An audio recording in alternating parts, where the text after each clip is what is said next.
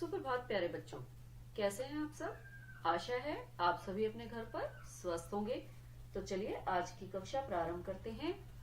कक्षा 5वीं, विषय हिंदी, उप विषय पाठ 8, विशेषण। पुस्तक का नाम नई गुलमोहर हिंदी व्याकरण, व्याख्यान 1। बच्चों, आज हम व्याख्यान 1 में विशेषण, जिसे हम एडजेक्टिव भी कहते हैं, के भेद, उसकी परिभाषाएं तथा उसके उदाहरण के बारे में जानेंगे तथा साथ ही साथ आज का जो हमारा गृह कार्य है उसके बारे में भी जानेंगे और पाठ 7 का जो प्रदत्त कार्य दिया गया था गृह कार्य के रूप में, उसका हल भी जानेंगे। तो चलिए सबसे पहले हम विशेषण किसे कहते हैं उसके बारे में जानेंगे, लेकिन उससे पहले मैं आपको कुछ पढ़कर बताना चाहती हूँ। आप ये चित्र देख रहे हो। इस चित्र में कई चीजें दिखाई गई हैं, जैसे दो व्यक्ति आपस में बातें कर रहे हैं, बच्चे खेल रहे हैं, यहाँ फव्वारा चल रहा है, बहुत सारे पेड़ पौधे हैं। तो चलिए इसके सामने ये जो पंक्तियां लिखती हैं इनको पढ़ते हैं। बड़ा ही सुहावना मौसम है, इस बगीचे में रंग बिरंगे फूल खिले हैं, बड़े बड़े पेड़ कतार में लगे हैं। कतार का अर्थ होता है पंक्तियों में। ये पेड़ बहुत सारे पंक्तियों में लगे हुए हैं। यहाँ एक फव्वारा भी है, आप चित्र में देख रहे हो, ये फव्वारा चल रहा है। कुछ बच्चे खेल रहे हैं, दो आदमी बातें कर रहे हैं। बच्चों, ऊपर दिए गए इन वाक्यों में आए रंगीन शब्दों पर ध्यान दीजिए। कौन कौन से हैं? सुहावना, रंग बिरंगे, बड़े बड़े, एक, कुछ, दो। ये सभी अपने अपने संज्ञा शब्दों की विशेषता बता रहे हैं। इनके सामने संज्ञा शब्द लिखे हुए हैं, जैसे सुहावना के सामने मौसम है, रंग बिरंगे के सामने फूल है, बड़े बड़े के सामने पेड़ है, एक के सामने फव्वारा है, कुछ के सामने बच्चे हैं और दो के सामने आदमी हैं। तो ये इनके सामने संज्ञा शब्द लिखे हुए हैं जो इनकी विशेषता बता रहे हैं। इन शब्दों को विशेषण कहते हैं। क्या कहते हैं? विशेषण कहते हैं। अब यहाँ पर वो शब्द दिए गए हैं जो आपने अभी रंगीन शब्द पढ़े, जो चित्र के सामने पंक्तियां दी गई थी। यहाँ विशेषण के सामने विशेषण लिखे हैं और संज्ञा के नीचे वो संज्ञा शब्द दिए गए हैं, जैसे सुहावना मौसम, कुछ बच्चे, दो आदमी, एक फव्वारा, रंग बिरंगे फूल, बड़े बड़े पेड़ और इस बगीचा। ठीक है, तो यहाँ पर ये विशेषण शब्द भी दिए हुए हैं और संज्ञा शब्द भी दिए हुए हैं। तो ये संज्ञा शब्द की विशेषता इन शब्दों से हमें पता चल रही है। सुहावना, कुछ, दो, एक, रंग बिरंगे और बड़े बड़े शब्दों से। तो बच्चों, इन्हें हम विशेषण कहते हैं। तो चलिए अब हम विशेषण की परिभाषा जानते हैं। जो शब्द संज्ञा या सर्वनाम शब्द की गुण, उसमें क्या क्या गुण हैं, उनकी संख्या, मात्रा आदि संबंधी विशेषता बताते हैं, वे विशेषण कहलाते हैं। जैसे नमकीन, खुशबूदार, रसीला, ऊंचा, सुंदर आदि। एक बार पुनः पढ़ते हैं विशेषण की परिभाषा। जो शब्द संज्ञा या सर्वनाम शब्दों की गुण, संख्या, मात्रा आदि संबंधी विशेषता बताते हैं, वे विशेषण कहलाते हैं। जैसे नमकीन, खुशबूदार, रसीला, ऊंचा, सुंदर आदि।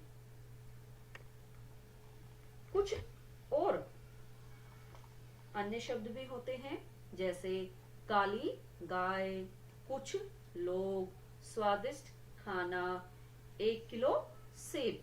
अब काली गाय जो मैंने वाक्य बोला, उसमें जो काली है वो विशेषण है और वो किसकी विशेषता बता रहे हैं? गाय की। इसी तरह कुछ लोग, तो जो कुछ शब्द है वो किसकी विशेषता बता रहे हैं? लोगों की। इसी तरह स्वादिष्ट खाना, जो स्वादिष्ट शब्द है वो किसकी विशेषता बता रहे हैं? खाने की। 1 किलो सेब, जो 1 किलो सेब शब्द है वो किसकी विशेषता बता रहा है? सेब की। तो बच्चों, जो शब्द संज्ञा या सर्वनाम की विशेषता बताते हैं उन्हें हम विशेषण कहते हैं। अब हम पढ़ेंगे विशेष्य के बारे में। ठीक है, विशेषण शब्दों द्वारा जिन संज्ञा शब्दों की विशेषता बताई जाती है वे विशेष्य कहलाते हैं। यानी कि विशेषण शब्दों द्वारा, अभी आपने पढ़े थे मौसम, बगीचा, फूल, पेड़, फव्वारा, बच्चे, आदमी, ये तो क्या है? संज्ञा शब्द है। और इनकी विशेषता क्या बताई गई थी? सुहावना, रंग बिरंगे, बड़े बड़े, एक, कुछ, दो। तो विशेषण शब्दों द्वारा जिन संज्ञा शब्दों की विशेषता बताई जाती है वे विशेष्य कहलाते हैं। जैसे खट्टा, नींबू। अब यहाँ पर खट्टा क्या है? विशेषण है। ये किसकी विशेषता बता रहे हैं? नींबू की विशेषता बता रहे हैं। और खट्टा विशेषण हो गया, तो ये जो नींबू है वो क्या है? यहाँ पर विशेष्य है, यानी कि ये संज्ञा शब्द है और इसकी विशेषता बताई जा रही है कि वो खट्टा है। इसी तरह विशाल वृक्ष, अब वृक्ष की विशेषता बताई जा रही है कि वो क्या है? विशाल है। ठीक है, तो यहाँ पर वृक्ष क्या हुआ? विशेष्य हुआ। अब आपको पता चल गया कि कौन सा विशेषण होता है और कौन सा विशेष्य होता है। अब हम जानेंगे विशेषण के भेद। विशेषण के भेद बच्चों, विशेषण के 5 भेद होते हैं। कितने होते हैं? विशेषण के 5 भेद होते हैं। पहला है गुणवाचक। कौन सा है? गुणवाचक। दूसरा संख्यावाचक। तीसरा परिमाणवाचक। चौथा सार्वनामिक। पांचवा नामिक। एक बार देखते हैं। गुणवाचक, नंबर 2 संख्यावाचक, नंबर 3 परिमाणवाचक, नंबर 4 सार्वनामिक और नंबर 5 नामिक। सबसे पहला है भेद गुणवाचक विशेषण। गुणवाचक विशेषण की क्या परिभाषा है?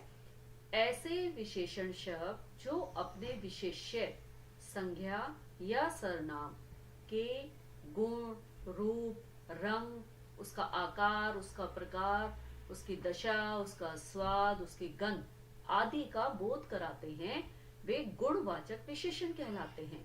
क्या क्या चीजें आ गई? उसके गुण, उसका रूप, उसका रंग, उसका आकार, उसका प्रकार, दशा, स्वाद, गंध आदि का बोध कराते हैं, वे गुणवाचक विशेषण कहलाते हैं। जैसे अनन्या बहुत अच्छी लड़की है। अब यहाँ पर जो लड़की है वो कैसी है? अच्छी है ना? तो ये जो अच्छी शब्द है ये विशेषता बता रहा है किसकी? लड़की की। तो ये अच्छी जो शब्द है वो क्या है? विशेषण है।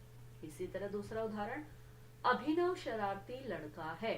अब यहाँ पर जो लड़का है वो कैसा है? शरारती है। तो ये शरारती शब्द क्या है? विशेषण है। और ये किसकी विशेषता बता रहा है? लड़के की। तो यहाँ पर लड़की क्या है? विशेष्य। और इसी तरह यहाँ पर लड़का क्या है? विशेष्य। और शरारती और अच्छी क्या है? विशेषण। नंबर 2 है संख्यावाचक विशेषण। इसकी परिभाषा है जो विशेषण संज्ञा शब्दों की संख्या यानी कि उसकी गिनती, वो कितनी गिनती में, के बारे में बताते हैं, संख्यावाचक विशेषण कहलाते हैं। जैसे चित्र में देख रहे हो आप, यहाँ पर उदाहरण है इसका, जो 3 बच्चे बातें कर रहे हैं। अब यहाँ पर बच्चे हैं, उनकी संख्या बताई गई है, वो संख्या में कितने हैं? 3 है। ठीक है, तो ये संख्यावाचक विशेषण है। इसी तरह कुछ लोग खड़े हैं। अब ये कितने खड़े हैं, इसके लिए प्रयोग किया गया है कुछ शब्द का। ठीक है, तो यहाँ पर कुछ लोग खड़े हैं, तो कुछ भी क्या है? संख्यावाचक विशेषण।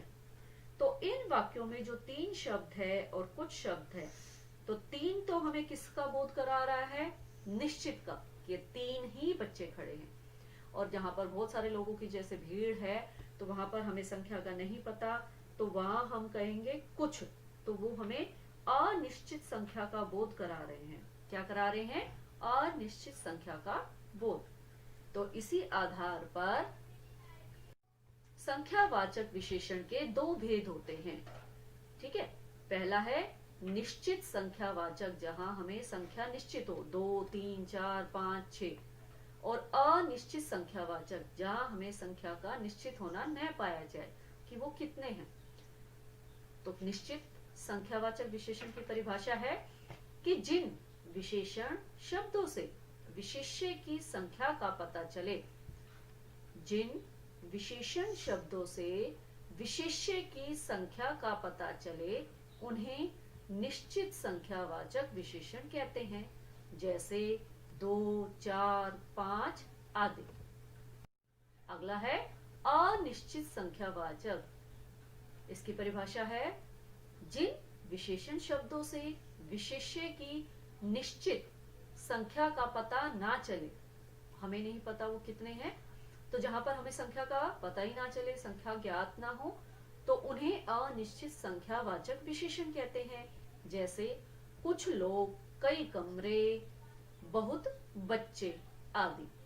ठीक है, तो यहाँ हमें नहीं पता चल रहा, कुछ लोग यानी कि संख्या नहीं है, वहां पर कोई उनकी गिनती नहीं है। इसी तरह कई कमरे भी कई हैं, तो उनकी संख्या भी नहीं बता रखी यहाँ पर। इसी तरह बहुत बच्चों की संख्या भी नहीं बता रखी कितनी है, तो उसके लिए प्रयोग क्या, बहुत। ठीक है, तो ये कुछ, कई, बहुत, ये आते हैं अनिश्चित संख्यावाचक विशेषण में। अगला है नंबर 3, परिमाणवाचक। क्या है, परिमाणवाचक विशेषण। इसकी परिभाषा है जो विशेषण शब्द संज्ञा या सर्वनाम की माप तोल, वो तोल में कितना है, मापने में कितना है, संबंधी विशेषता का बोध कराते हैं, परिमाणवाचक विशेषण कहलाते हैं।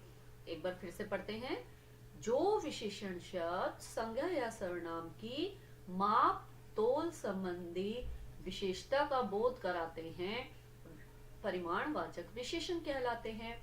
जैसे पिताजी 1 किलो सेब लाए। अब यहाँ पर सेब का माप तोल बताया गया, कितना है, वो 1 किलो है। इसी तरह दूसरा उदाहरण, कटोरी में थोड़ी चीनी रखी है। कटोरी में थोड़ी चीनी रखी है, तो यहाँ पर जो थोड़ी शब्द है वो उसकी मात्रा का बताया गया है इसके बारे में। तो आप जो ये रंगीन शब्द देख रहे हो, 1 किलो और थोड़ी, तो ये क्या करवा रहे हैं, मात्रा का बोध तो करवा रहे हैं, लेकिन 1 किलो तो निश्चित मात्रा का बोध करा रहा है, लेकिन थोड़ी जो शब्द है वो अनिश्चित मात्रा का बोध करा रहा है। ठीक है, तो इसी आधार पर परिमाणवाचक विशेषण के भी 2 भेद। ठीक है, इसे भी 2 भागों में बांटा गया है, निश्चित परिमाणवाचक और अनिश्चित परिमाणवाचक। जैसे आपने अभी संख्यावाचक के 2 भेद पढ़े थे। ठीक है, इसी तरह परिमाणवाचक के भी 2 भेद हैं, निश्चित और अनिश्चित। तो सबसे पहले हम जानेंगे निश्चित परिमाणवाचक विशेषण। इसकी परिभाषा है जिन शब्दों से संज्ञा या सर्वनाम के निश्चित परिमाण या मात्रा का पता चले, वे निश्चित परिमाणवाचक विशेषण कहे जाते हैं। एक बार फिर से पढ़ते हैं, जिन शब्दों से संज्ञा या सर्वनाम के निश्चित परिमाण या मात्रा का पता चले, वे निश्चित परिमाणवाचक विशेषण कहे जाते हैं। जैसे 2 मीटर कपड़ा। अब यहाँ पर कपड़े की जो मापना होता है वो बताया गया है कि वो कितना है, 2 मीटर है, तो यहाँ उसकी कपड़े की विशेषता बताई गई है। तो इसलिए जहां पर 2 मीटर जो शब्द है वो क्या है, निश्चित परिमाणवाचक विशेषण। अब है अनिश्चित परिमाणवाचक, जहां हमें उसकी मात्रा का ही ज्ञात ना हो कि वो कितनी है। इसकी परिभाषा है जिन विशेषण शब्दों से संज्ञा, सर्वनाम के निश्चित परिमाण का पता न चले वे अनिश्चित परिमाणवाचक विशेषण कहलाते हैं। जैसे कुछ सामान, अब सामान गिनती नहीं है उसकी कितनी है कि कुछ सामान लिखा हुआ है। इसी तरह बहुत चीनी, कितनी चीनी है, 1 किलो है, 2 किलो, वो भी नहीं दिया हुआ, बहुत चीनी दिया गया है। तो यहाँ पर जो बहुत शब्द है वो उसकी मात्रा के बारे में ज्ञात नहीं करवा रहा है, तो यहाँ पर अनिश्चित परिमाणवाचक विशेषण है। अब आता है नंबर 4, सार्वनामिक विशेषण।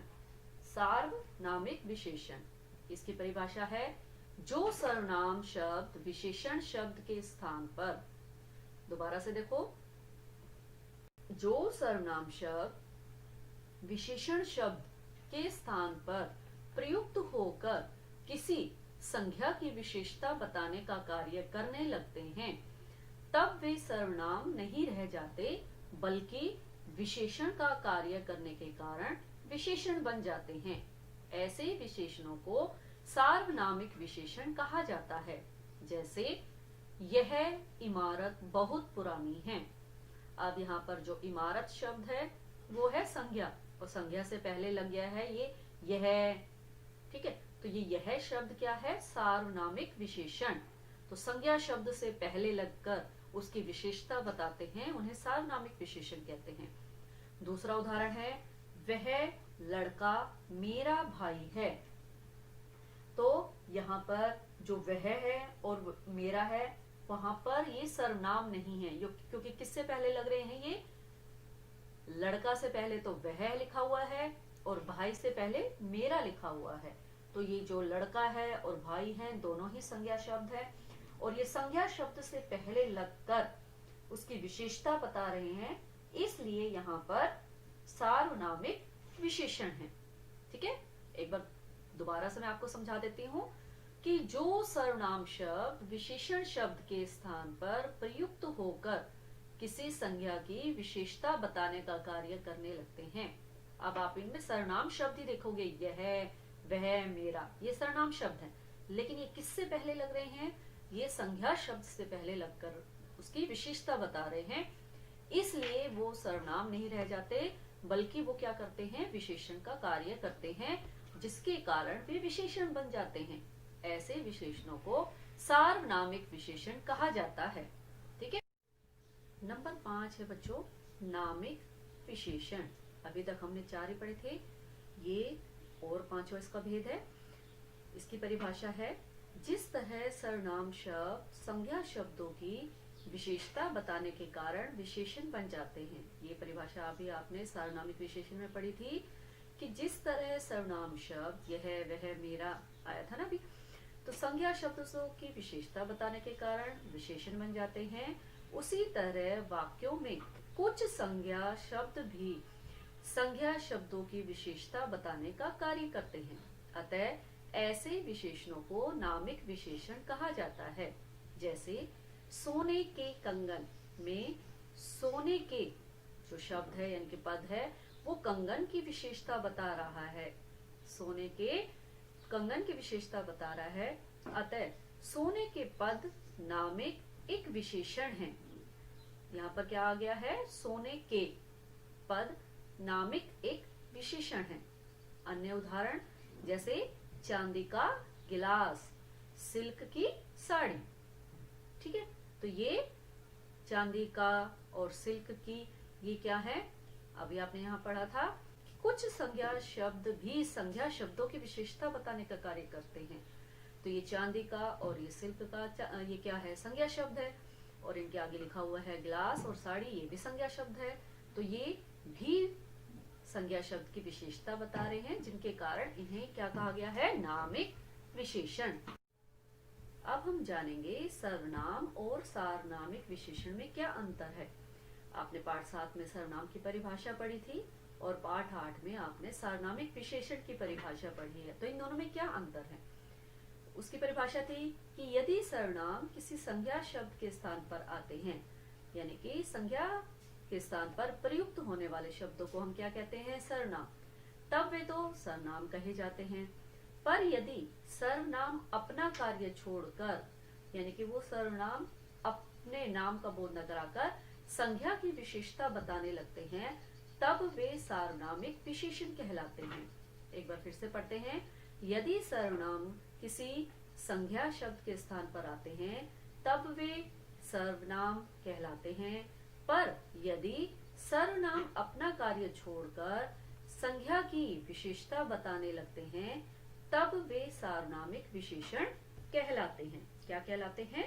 सार्वनामिक विशेषण कहलाते हैं। इसके उदाहरण, अब इसका दोनों के उदाहरण देखते हैं, सर्वनाम के भी और सार्वनामिक के। आपसे मिलने कोई आया है। अब यहाँ पर कोई क्या है? सर्वनाम शब्द है। सार्वनामिक का वाक्य है आपसे मिलने कोई लड़का आया है। अब यहाँ पर जो कोई है सर्वनाम है, लेकिन वो लड़के की विशेषता बता रहा है कि कोई लड़का आया है, तो यहाँ पर ये सार्वनामिक विशेषण है। इसी तरह वह मुझसे बात नहीं करती, तो वह क्या है? सर्वनाम है। लेकिन जब इसका सार्वनामिक में प्रयोग करेंगे तो वह लड़की मुझसे बात नहीं करती, तो लड़की है संज्ञा शब्द है और वह सर्वनाम शब्द है, तो लड़की की विशेषता बता रहा है यहाँ पर कि वह लड़की मुझसे बात नहीं करती, तो यहाँ पर क्या है? सार्वनामिक विशेषण। ठीक है, क्या है? सार्वनामिक विशेषण।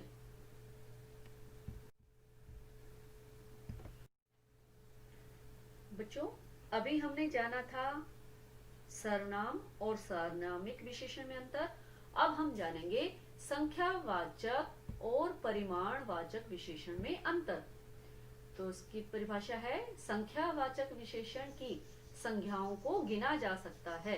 जैसे 2 साड़ी, ठीक है, 2 मीटर कपड़ा, तो वो संज्ञा शब्द हैं। कपड़ा, साड़ी, उनकी जो संख्या है उनको तो गिना जा सकता है, जबकि परिमाणवाचक विशेषण की संज्ञाओं को गिना नहीं जा सकता, उन्हें तो सिर्फ माप तोल किया जा सकता है।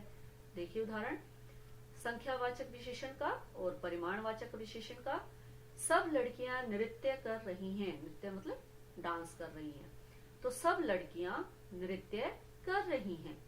परिमाण में क्या आ जाएगा? सब सामान खत्म हो गया। शादी में बहुत लोग आए थे। शादी के लिए बहुत सामान चाहिए। कुछ लड़कों ने परीक्षा नहीं दी। मुझे कुछ सामान खरीदना है। मेरी कक्षा में 30 छात्र हैं। उसने 30 किलो आटा खरीदा।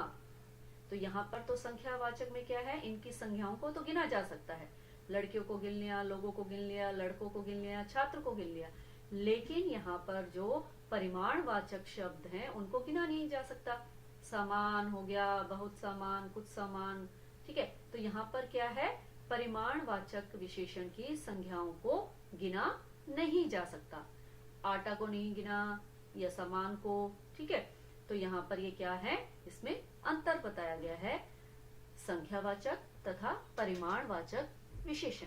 बच्चों, एक बार आपको यह पाठ दोबारा से पढ़ना है ताकि आपको विशेषण किसे कहते हैं, विशेषण के कितने भेद होते हैं और उसकी क्या क्या परिभाषाएं हैं, क्या उसकी पहचान है, उसके उदाहरण क्या है, ये सब आपको अच्छे से याद हो जाए। तो बच्चों, व्याख्यान 1 यानी कि पाठ 8 का जो हमने आज व्याख्यान 1 किया है, उसी के आधार पर आज का आपका गृह कार्य है प्रश्न 1, निम्नलिखित प्रश्नों के उत्तर दीजिए। आपको ये तीनों प्रश्न दिए गए हैं। इन तीनों प्रश्नों के उत्तर आपको अपनी हिंदी की नोटबुक में लिखने हैं। प्रश्न क है, विशेषण किसे कहते हैं? आपने विशेषण की परिभाषा लिखनी है और उदाहरण सहित बताइए। उसका एक उदाहरण भी देना है और उदाहरण वाक्य में देना है। आपको शब्दों में नहीं देना, 2, 4, 5 ऐसे नहीं लिखना है, आपको वाक्य बनाकर लिखना है। प्रश्न ख, विशेषण के कितने भेद होते हैं? अभी आपने यह भी पढ़ा है कि कितने भेद होते हैं, तो आप यह भी बता सकते हो। प्रश्न ग, संख्यावाचक विशेषण और परिमाणवाचक विशेषण में क्या अंतर है? उदाहरण देकर समझाइए। तो इन दोनों में क्या अंतर है ये आपको अभी मैंने समझा दिया है। तो आपको इन दोनों के अंतर को लिखना है और दोनों का ही एक एक उदाहरण भी लिखना है। बच्चों, अब हम जानेंगे कि सर्वनाम जो पाठ 7 था उसके व्याख्यान 2 में जो गृह कार्य दिया गया था, प्रदत्त कार्य, उसका हल कि क्या वो कार्य हमने सही किया है, एक बार उसकी जांच करते हैं। अगर किसी बच्चे का गलत है तो वो उसे दोबारा लिखकर उसे सही कर सकता है। तो पहला प्रश्न था निश्चयवाचक सर्वनाम और अनिश्चयवाचक सर्वनाम में अंतर उदाहरण सहित स्पष्ट कीजिए।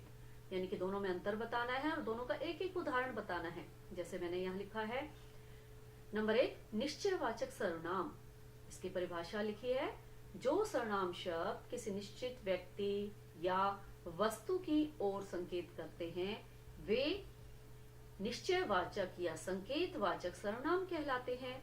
जैसे वह उसका भाई है। अब है नंबर 2, अनिश्चयवाचक सर्वनाम। जो सर्वनाम शब्द किसी निश्चित व्यक्ति या वस्तु का बोध नहीं कराते हैं वे अनिश्चयवाचक सर्वनाम कहलाते हैं। जैसे दरवाजे के बाहर कोई खड़ा है। ठीक है, अब कौन खड़ा है ये नहीं पता, तो कोई खड़ा है, जो कोई शब्द है वो अनिश्चयवाचक सर्वनाम है। प्रश्न 2 था, उचित सर्वनाम शब्द चुनकर रिक्त स्थान भरिए। खाली स्थान भरने थे। जैसे पहला है क, राम और भाई आया है, तो हमने इसमें क्या भरा, उसका। हम उसके नहीं लिख सकते, राम और उसका भाई आया है। ख है, हम दूध पी रहे हैं। यहाँ पर मैं और हम में से भरना था, तो हमने क्या लिखा है, हम दूध पी रहे हैं, क्योंकि क्रिया क्या है, बहुवचन है। ग, विक्की अपना गृह कार्य करने लगा। अपना दिया हुआ था और आप दिया हुआ था, तो यहाँ पर अपना लिखना है। घ, किसी की पतंग कट गई। अब यहाँ पर किस और किसी दिया गया था, तो हमने क्या लिखा है, किसी। नहीं पता किसकी, तो यहाँ पर किसी शब्द लिखा है, किसी की पतंग कट गई। प्रश्न 3, नीचे लिखे वाक्यों में सर्वनाम शब्दों के भेद लिखिए। पहला है, आप हमारे घर चलें। अब इसमें आप भी है, हमारे भी हैं, दो आ गए, तो दोनों के आपने लिखने थे। तो आप तो क्या आ गया, मध्यम पुरुषवाचक, और हमारे क्या आ गया, उत्तम पुरुषवाचक। ठीक है। अब अगला है ख, उन्होंने खाना खा लिया है। अब यहाँ वो लोग यहाँ नहीं है, तो किसी अन्य के बारे में बताया जा रहा है, तो अन्य पुरुषवाचक। ग है, जो करेगा सो भरेगा। ये है संबंध, तो जो सो, जो ये शब्द है ये आपस में करना और भरना का आपस में संबंध बता रहा है, तो यहाँ पर संबंधवाचक सर्वनाम। मैं कसरत करता हूँ। यहाँ पर वक्ता मैं शब्द है वो अपने लिए प्रयोग कर रहा है, तो यहाँ क्या आएगा, उत्तम पुरुषवाचक सर्वनाम।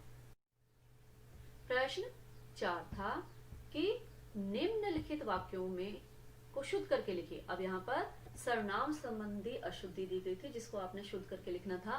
पहला वाक्य है, आप तुम्हारे घर गए थे, तो आपने क्या लिखना है, आप अपने घर गए थे। कौन का घर हमारे घर के पास है, इसका क्या लिखना है, किसका घर हमारे घर के पास है। देखो पानी में कौन पड़ा है, क्या लिखना है इसका, देखो पानी में क्या पड़ा है।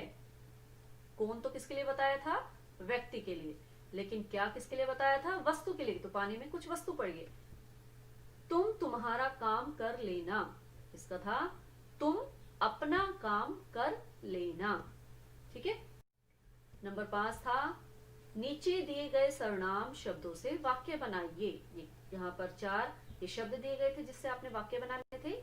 मैंने यहाँ कुछ वाक्य बनाए हैं, आपने अपने कुछ अलग वाक्य बनाए होंगे। जैसे पहला मैंने लिखा है स्वयं, वह अपना काम स्वयं करता है। कौन, उधर कौन बैठा है। तुम क्या कर रहे हो। और घ है कुछ, पहले कुछ खा लो। ठीक है। तो यहाँ पर ये आपका मैंने प्रदत्त कार्य हल बता दिया है। अब आपकी अगर कोई गलती है प्रदत्त कार्य में, तो आपको भी वो प्रदत्त कार्य का हल अपना दोबारा से लिखकर उसे ठीक करना होगा। अगली कक्षा में हम फिर मिलेंगे, तब तक के लिए धन्यवाद।